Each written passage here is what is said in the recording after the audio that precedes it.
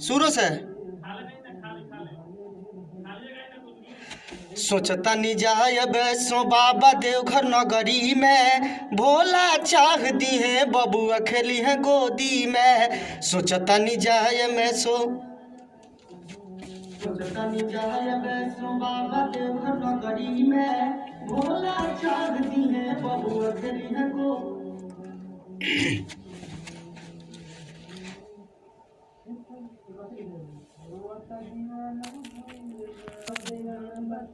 Hello hello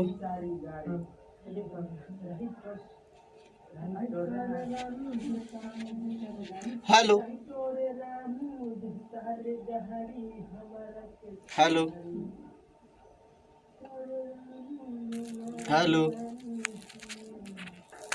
सोचता नि जाय बैसो बाबा देवघर नगरी में,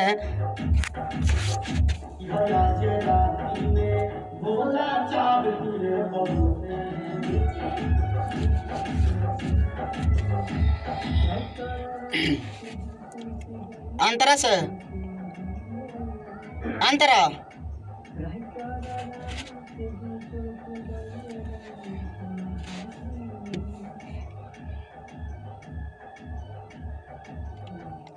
सुनतानी जो है तो है बोलबम सुना ताटे, ड्राइवर पिया के नजर ये पर ना जाताटे। सुनतानी जो है तो है बोलबम सुना ताटे, ड्राइवर पिया के नजर ये पर ना जाताटे। होले होले गाड़ी राजा चौपी है आज राती में, होल सुनतानी जो है तो धीरे धीरे गाड़ी राजा चौपी है।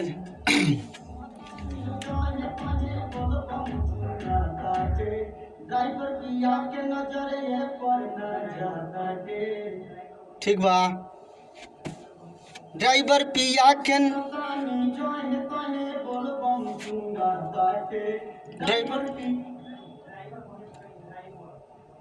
ड्राइवर तो ड्राइवर बोलना नहीं की चलिए फिर से आ जाइए।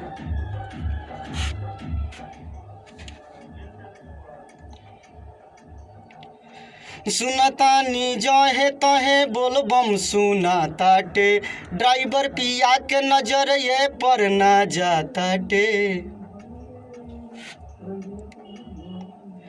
सुनतानी जो है तो है बोलबम सुना ताटे, ड्राइवर पिया के नजर ये पर ना जाताटे। होले होले गाड़ी राजा छपी है आज राती में, होले होले गाड़ी राजा चपी है आज राती में। सोचता नि जाय बसो बाबा देवघर नगरी में, सोचता नि जाय बसो बाबा देवघर नगरी में।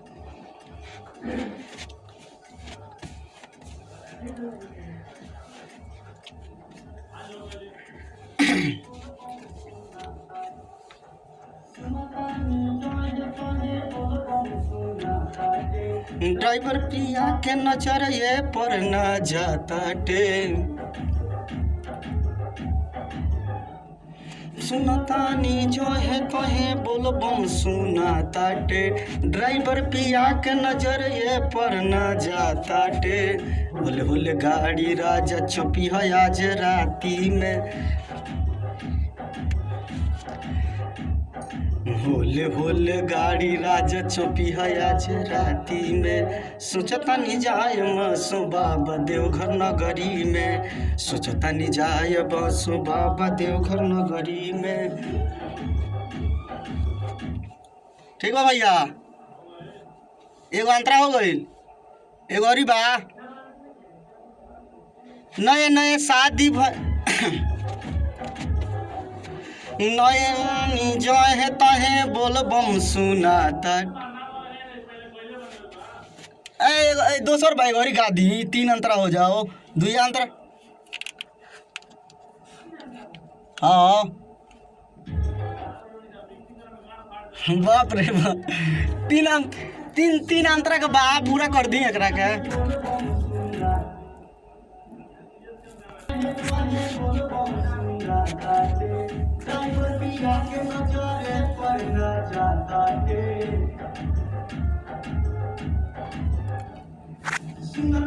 हाय, I am Deepu Kumar Tiwari, singer Tiwari Deepu. ये गाना सुनिए, शेयर करिए, लाइक करिए, कमेंट करिए। Thank you, love you all.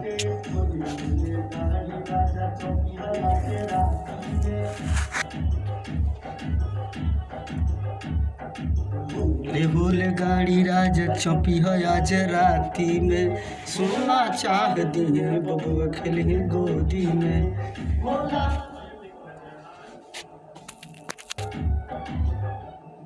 सुनतानी जो है तहे बोलबम सुना ताटे, ड्राइवर पिया के नजर ये पर ना जाताटे। होले होले गाड़ी राजा चौपी है आज राती में,